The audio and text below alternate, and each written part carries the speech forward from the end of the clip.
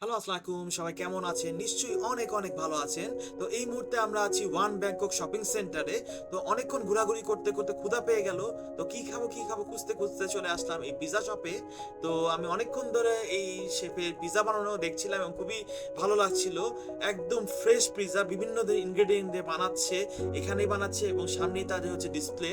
তো ওনার পিজাটা বানানো শেষ হওয়ার পরে সে এখান থেকে নিয়ে একদম সামনে তাদের ডিসপ্লেতে দিচ্ছে, যেমনটি দেখতে পাচ্ছেন। তাহলে সামনে চলুন দেখি আর কি কি পিজা আছে। তো এই সামনে এখানে যেমন দেখতে পাচ্ছেন কত ধরনের পিজা।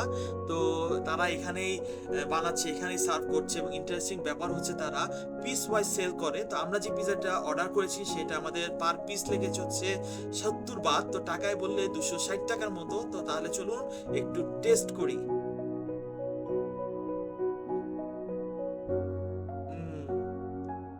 তো টেস্ট যদি আমি বলি তাহলে আসলে এরকম পিজা এর আগে কখনোই খাই নাই। খুবই মজার ছিল।